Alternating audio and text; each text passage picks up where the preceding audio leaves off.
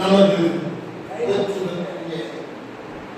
பேராசிரியர் பெருந்துரை தலைமையர் தமிழ்ச்சங்கத்தின் தகை சிறந்த தலைவர் விஜயநாதர்கள் இந்த நிகழ்ச்சியின் தொடக்கத்தில் அருமையான ஒரு வரவேற்பை ஆற்றி அமர்ந்திருக்கக்கூடிய தமிழ் தொண்டர் ஆகிய செல்லப்படுகிறார் அவர்கள் அழகு தமிழில் இசை மொழியில்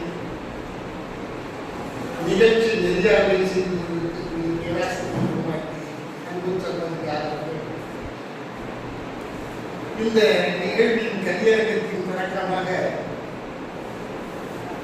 தேடி முன்னை சரணத்தின் தேசமுக்குமார் என்கிற அந்த அருமையான ஒரு பாடலுக்கு ஆரம்பித்த மேனியை பள்ளி தலைமை ஆசிரியர் ஐயா அவர்கள் விமான நிலைய பாதுகாப்பு ஆணையராக முத்தமிழ் கலை செல்வம் காவலர் ஐயா அவர்கள் நான் கவிதை வாசித்தால் நாற்காலிகளே காது கொடுக்கும், ஆனாலும் என் கவிதை தேசம் என்று எதிர்க்கும் என்று சொல்லி மிக அற்புதமாக தன்னுடைய கவிதையை வழங்கிய மரியாதைக்குரிய அப்படின்னு சொன்னார். அதாவது காசுக்கு தமிழை விற்கும் காசுக்கு தமிழ் விற்கும் சருகு மனச்சான் என்று இன்றைய தமிழ் உணர்வாளர்களுடைய நிலையை பலப்படுத்தி காட்டிய கெடுதகை கவிஞர் பன்னீர்செல்வம் அவர்கள் எப்பொழுதும் போல நெருப்பு கவிதையை வழங்குகிறார். சித்தங்கள் கேள்வியை வெளிப்படுத்துகிறார். குழாய் உண்ணாமையா, குழாய் மறுத்தலா, எது செய்தி அந்த வழங்க சொல்கிறார். மிக அதாவது பிற மொழியிலே இருக்கக்கூடிய சிறந்த படைப்பாற்றங்களை தமிழிலே மொழிபெயர்ப்பு வழங்குகிற அந்த பாகுபதியை செய்துள்ள ஐயா முகில் செல்வர்கள் தனித்தமிழ் உணர்வுமிக்கவர், மொழி குறித்து தமிழர் குறித்து யாரேனும் தவறாக ஒரு வார்த்தை சொல்லிவிட்டால் வெகுண்டெழும் அந்த நெருப்பு மனத்திற்கு சொந்தக்கார் ஐயா பொறியாளர் அன்பு குழந்தை சந்தியாவதி, இன்னும் ஐயா கருணாகரன், இந்த கவிஞர்களெல்லாம் ஒரு உணர்ச்சி நிலையிலே கொண்டு வந்து குறைபாடர்களாக இருந்தாலும் அப்படியே ஒரு தகுப்பு நிலையில கொண்டு வச்சிருக்காங்க. அப்புறம் ஒரு பெருமைக்கான கவிஞர்கள் வழங்கியிருக்கிறீர்கள். இந்த சூழலிலே நான் சிற்றுரையில் உள்ளவருடைய உணர்வை பயிர்த்து விடக்கூடாது என்று நான் கருதுகிறேன். ஐயா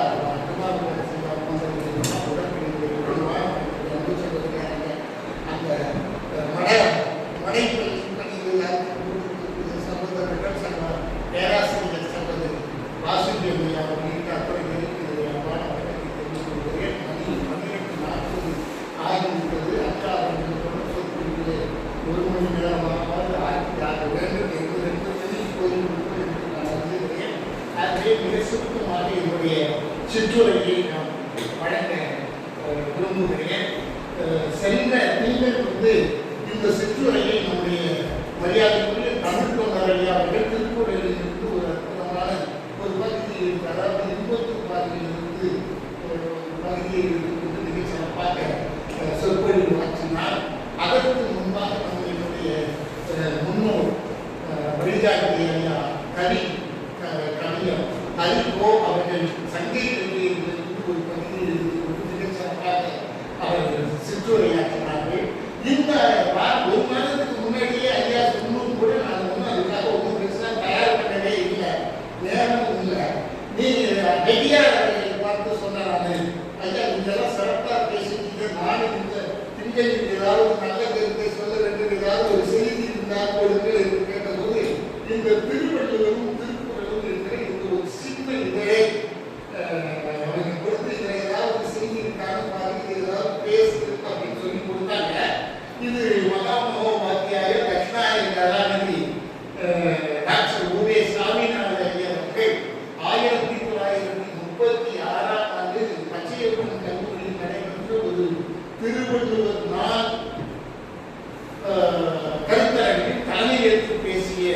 அந்த உரையை இந்த சிறு புத்தகமாக போட்டிருக்கிறார்கள்.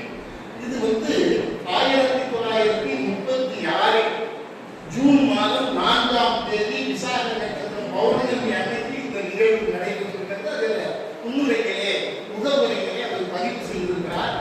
நமக்கு தெரிந்த ஒரு விஷயம், ஜனவரி தை மாதம் 1ஆம் தேதி வருடப்பிறப்பு என்றும், அதாவது பொங்கல் புதுநாள் வருடப்பிறப்பு, 2ஆம் நாள் பெரும்புதுநாள், 3ஆம் நாள் உழவர் திருநாள் என்பதை நாம் வழக்கமாக்கி வைத்திருக்கிறோம். இப்பொழுது வழக்கமாக்கி வைத்திருக்கிறோம்.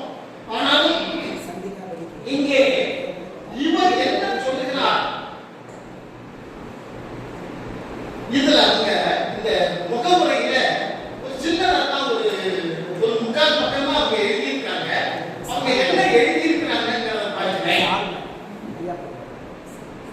முதல் பாவலராகிய திருவள்ளுவர் திருநாளை கொண்டாட வேண்டும் என்னும் நல் உணர்ச்சி தமிழ்நாட்டில் தோன்றி இருப்பதை அறிந்து எனது உள்ளம் குளிர்கிறது. திருவள்ளுவர் நாளை கொண்டாட இந்த தமிழினம் முயன்றிருப்பதை கண்டு நான் பெருமிதம் கொள்கிறேன், மகிழ்ச்சி கொள்கிறேன் அப்படின்னு சொல்றார். ஊக்கத்தை உண்டாக்குவதற்கு காரணமாக இருந்த சென்னை திருவள்ளுவர் திருநாள் கொண்டாட்ட கழகத்தாரின் முயற்சியை பாராட்டுகிறேன். இந்த வருடம் இப்பொழுது நடைபெற்று, அதாவது அன்றைக்கு பேசுகிற போது சொன்னார், இந்த வருஷம் இந்த திருநாள் கொண்டாடப்பட்ட தினம் வைசாக சுத்த பௌர்ணமி ஆகும். கௌதம புத்தர் அவதரித்ததும் ஞானோதயம் அடைந்ததுமாகி இந்த தினத்தை பௌத்தர்கள் மிக சிறப்பாக கொண்டாடுகின்றனர். தமக்கென வாழா பிறருக்குரியவர்களாக பிறர்களுக்கு உரியவர்களாக வாழ்ந்த அந்த பெரியாருடைய நாளும் தெய்வ புலவராகிய திருவள்ளுவர் திருநாளும் ஒரே நாளில் அமைந்தவை அத்திருநாளுக்கு ஒரு தனிச்சிறப்பை கொடுக்கிறது. இந்த செய்தி இப்போ என்ன சொல்றாங்க, திருவள்ளுவர் நாள் இந்த விசாக நாள்ல பௌர்ணமி நாளே வந்திருக்கிறது. இது பெருமைக்குரிய ஒரு விஷயம் என்று இவர் பதிவு செய்திருக்கிறார். ஆனால் இன்றைக்கு நடைமுறையில் திருவள்ளுவர் நாள் என்பதை தை மாதம் 2ஆம் நாள் நாம் கொண்டாடி வருகிறோம். விசாகத்துக்கும் தை மாதத்துக்கும் எந்த சம்பந்தமும் இல்லை. ஆனால் இதில் அவர் சொல்லுகிற போது இன்னொரு செய்தியையும் தெரிவிக்கிறார். இந்த வருடம் இந்த நாளிலே கொண்டாடுவது சிறப்புக்குரியது என்று சொல்கிறாரே தவிர, அவர் அப்படி சொல்லுகிற போது இன்னும் அதுக்குள்ளே இருக்கிற குறிப்பு என்னவென்றால், ஒவ்வொரு ஆண்டும் வெவ்வேறு நாளிலே கொண்டாடிக்கிறார்கள் என்பது அவர் சொல்லுகிற அந்த செய்தியில் இருந்து ஒரு குறிப்பு நாம் உணர்ந்து கொள்கிறோம்.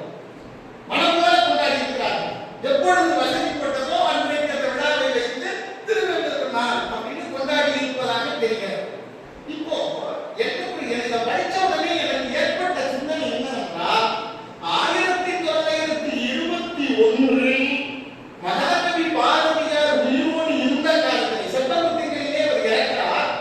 அதற்கு முன்னாக ஜனவரியிலிருந்து செப்டம்பருக்கு இடையிலே ஒரு நாள் பாரதியார் இப்பொழுது உயிரோடு இருக்கிறார் என்று தான் தெரிகிறது. அந்த காலத்தில் 21 மறைமலையடிகள் தலைமையிலே நூற்றுக்கணக்கான தமிழறிஞர்கள் ஒன்று கூடி தனித்தமிழ் மாநாடு நடத்தி அதிலே தீர்மானம் நிறைவேற்றுகிறார். அந்த தீர்மானம் தான் தை மாதம் தான், தை மாதத்தின் முதல் நாள் தான் இனி வருகின்ற காலங்களில் தமிழர்களின் புத்தாண்டு என்பது ஒன்று. இரண்டாவது திருவள்ளுவர் திருநாள் அன்று என்கிற இந்த 2 தீர்மானங்களை அவர்கள் எடுத்திருக்கிறார். 21 தமிழறிஞர்கள் ஒன்று கூடி எடுத்த இந்த தீர்மானம் தமிழர்களாகிய மற்றவர்கள் ஏற்றுக்கொள்ளவில்லை என்று தெரிகிறது. ஏன்னா 1936 பேசுகிற பூமேசா இந்த கருத்தை பதிவு செய்கிறார். 21க்கும் 36க்கும் இடைப்பட்ட காலம், அதில் ஒரு 9, இதுல ஒரு 6, 15 ஆண்டு காலமாக தமிழர்கள் அவர்கள் மனம் போல ஏதோ ஒரு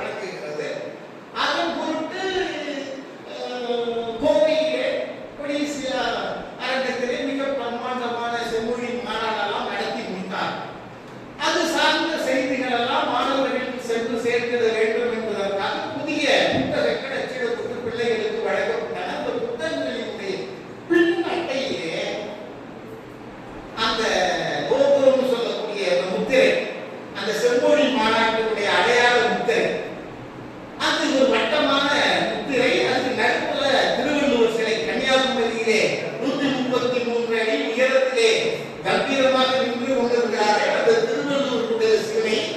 அதை சுற்றி அந்த நம்முடைய கல்வெட்டுகளிலே இருக்கக்கூடிய முத்தான செய்திகள் இருக்கக்கூடிய அந்த செய்திகளை எல்லாம் அந்த வட்டத்திலே பதித்து அதுக்கு கீழே அடிப்பகுதியில பிறப்போக்கும் எவ்வுயிர்க்கும் என்ற அந்த தொடரோடு அந்த முத்திரை வெளியிடப்பட்ட செம்மொழி அந்த பாடல் கூட செம்மொழியான தமிழ் மொழியாம் என்கிற அந்த பாடல் அப்பொழுது பிரபலியமாக எங்கும் இருந்தது.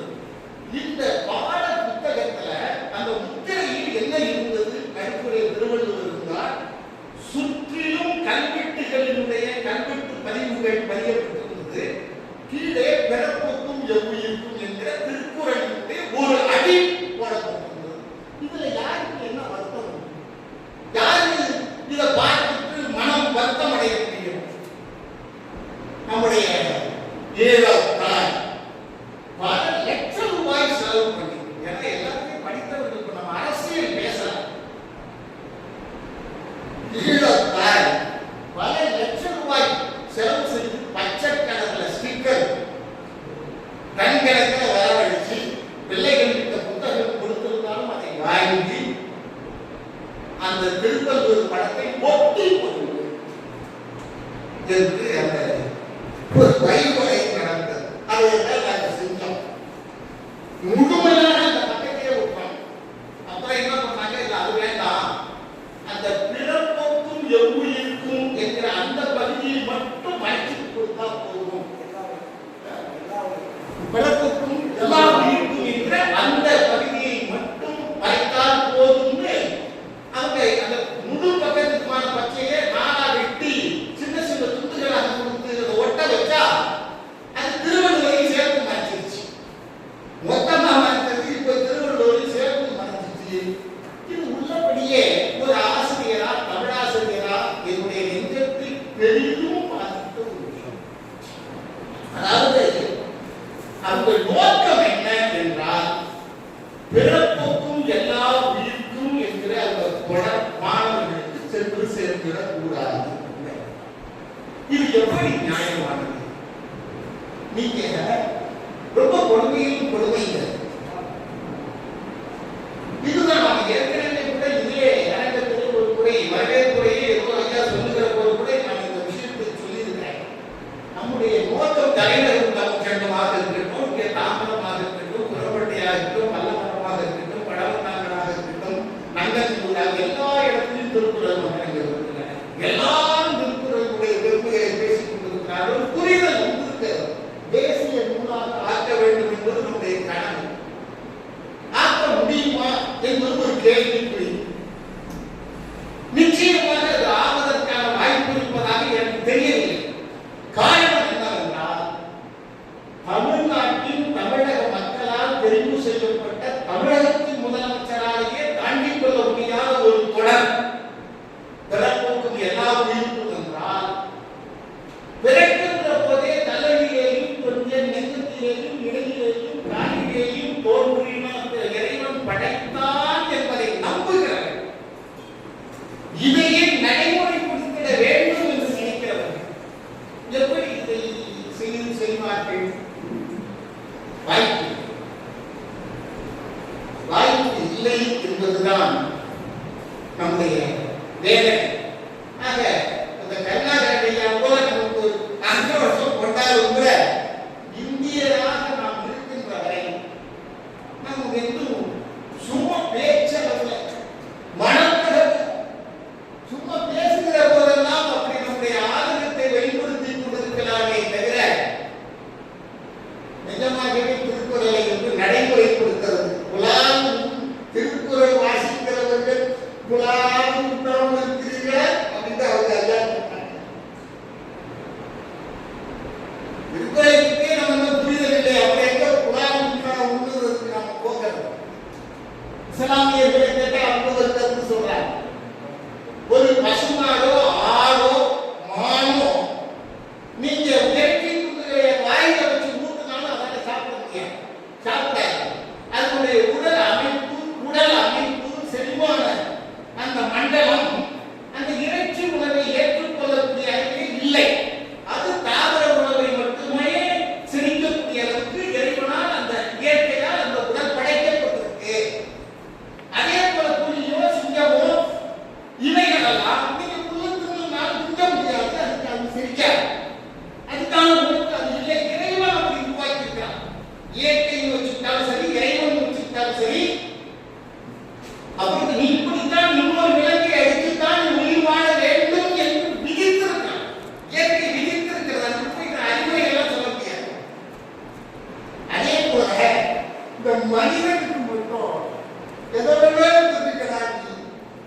இயற்கை படைத்திருக்கிறது. வெறும் அந்த புல்லை சாப்பிட்டாலும் செஞ்சிடும், தாவரங்களை சாப்பிட்டா செஞ்சிடும், இயற்கை சாப்பிட்டாலும் இயற்கை படைச்சு. எங்கே இருக்கு புலால் முழுவதும் உண்ணாதுங்கிற அந்த விஷயம் எங்க இருக்குன்னு சொன்னா, இப்ப தாவரத்துல இருந்து ஒரு முருங்கை மரத்துல இருந்து முருங்கைக்காய் பறிக்கிறோம். அந்த முருங்கை மரத்துக்கு சேதா வந்து விளைவதில்லை. ஒரு கீரையை பறிக்கிறோம், அதுக்கு ஒன்றும் கேடு வந்து விடுவதில்லை. வெண்டைக்காய் செடியை ஒதுக்கிற போது அந்த வெண்டைக்காய் அந்த செடி அப்படியே செத்து போய் நாளைக்கு வெண்டைக்காய் வழங்காமல் இருப்பதில்லை. ஆனால் இந்த புலால் உணவு விரும்பிகள் என்ன செய்கிறார்கள்? உயிரோடு இருக்கக்கூடிய ஒரு விலங்கை துடிக்க கொண்டு ரத்தம் ஓட விட்டு சாப்பிடுகிற அது ஒரு கொடுமை. இந்த கொடுமை அதை உணர்ந்துகிறவர்கள் வாடியின் பெயரை கண்டபோதெல்லாம் வாடிய வள்ளலார் போன்றவர்களால்தான் அந்த கொடுமையை உடன் ஒரு உயிரை கொன்று பூசிப்பதுக்கிறது கொடுமையிலும் கொடுமை. அது வள்ளுவர் ரொம்ப சிறப்பாக சொல்லியிருந்தாங்க. வள்ளுவர் வந்து ஒரு பெரிய புரட்சியாளர். வள்ளுவர் வந்து சமய கருத்துக்களை பற்றி அவர் கவலைப்படவில்லை. சமூகத்துல அப்பொழுது அறநெறியாக போற்றப்பட்ட வழக்கங்களை பற்றி அவர் கவலைப்படவில்லை. அவர் மனசாட்சிக்கு கட்டுப்பட்டு சுய அறிவோடு இந்த மனித சமுதாயம் நலமாக இருப்பதற்கு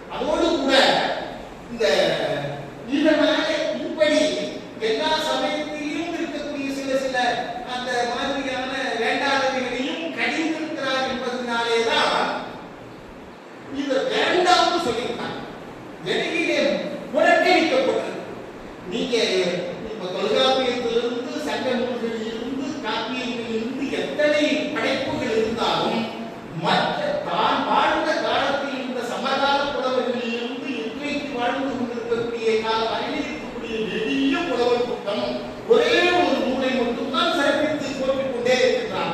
வேற யாரும் போற்றியிருக்கிறதாக தெரியவில்லை.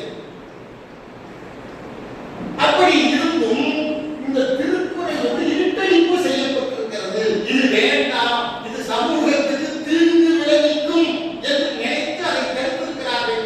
யார் தடுத்திருப்பார்? திருக்குறள் தீங்கு விளைவிக்கும் என்று தடுத்தவர்கள் இல்லை, திருக்குறளால் நமக்கு தீங்கு நேர்படும் என்று நினைத்தவர்கள் தடுத்திருக்கிறார். இதுதான் கைஸ். நம்ம 1800 சொச்சத்துல கைஸ் மெட்ராஸ் மாநிலத்தினுடைய கலெக்டர், மதுரை மாவட்டத்தினுடைய கலெக்டராக இருந்தவர் ஹாரிங்டன் பிரபு. இவங்க ஃப்ரெண்ட்ஸ். பெரும்பாலும் மதுரை கலெக்டர் அதிகமா மதுரையில் இருக்க மாட்டார் போல இருக்கு. அவர் தங்கறதுலாம் சென்னையில அப்பப்போ போயிட்டு அப்படி விசிட் அடிச்சுட்டு வந்துருவாரா என்னமோ தெரியல. ஆனால் இவங்க அதிக முறை இவங்க ரெண்டு பேரும் ஒரே ஊருக்காரங்க, ஒரே பொறுப்புல இருக்கிறவர்கள். தமிழர்களோடு அவர்கள் அறாவிட்டு இருக்க முடியாத அந்த வகையிலே இவங்க ரெண்டு பேரும் நண்பர்களாக இருப்பதற்கு சாத்தியக்கூறு இருக்கிறார்.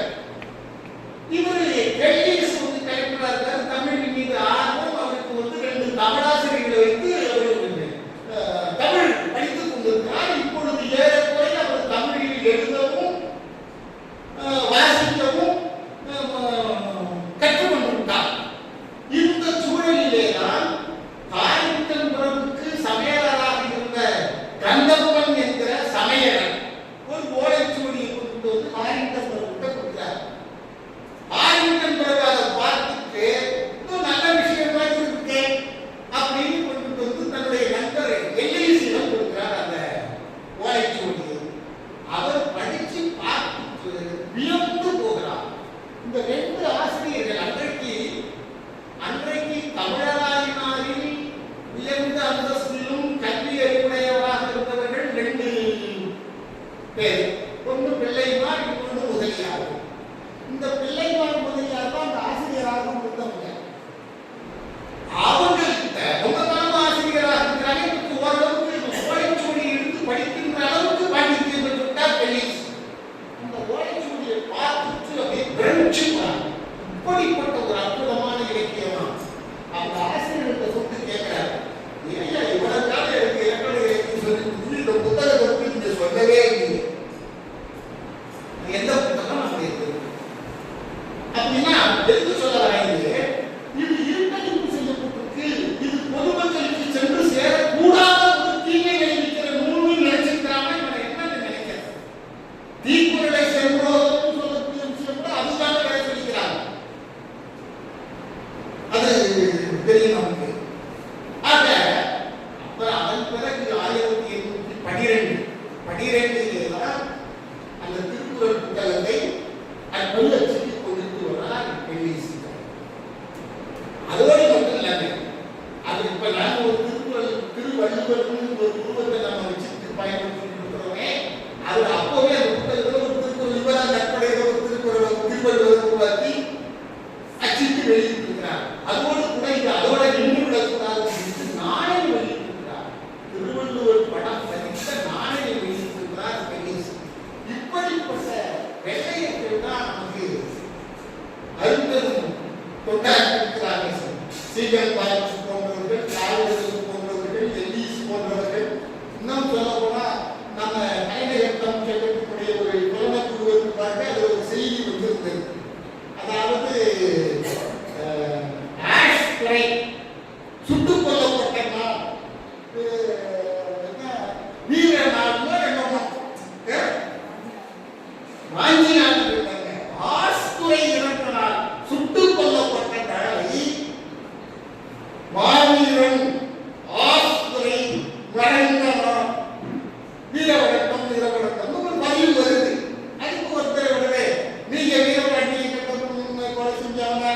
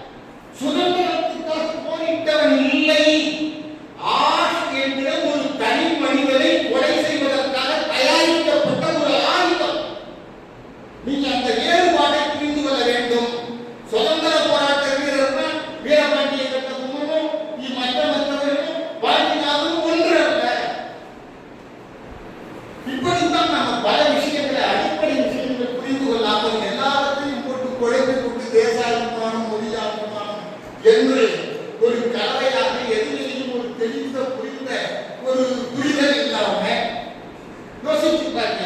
ஆட்சித்துறை என்ன பண்ணினாலும் வரலாறு சொல்கிறார்கள். அது நம்ம பேசிட்டு நேரம் அடித்து வருகிறேன்.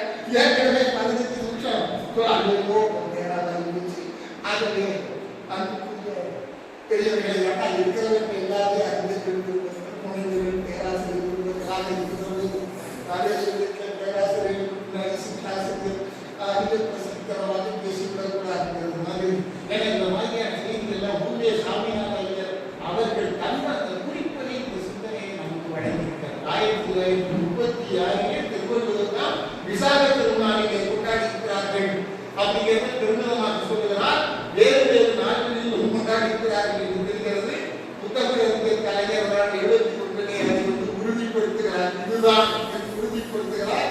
அதுவும் சரியாக நடைமுறை இல்லை என்கிற ஒரு வேதனையான ஒரு நிலை நிலவுகிறது. ஆனால் ஒரு விஷயம், ஒரே ஒரு செய்தி சொல்லிடுறேன்.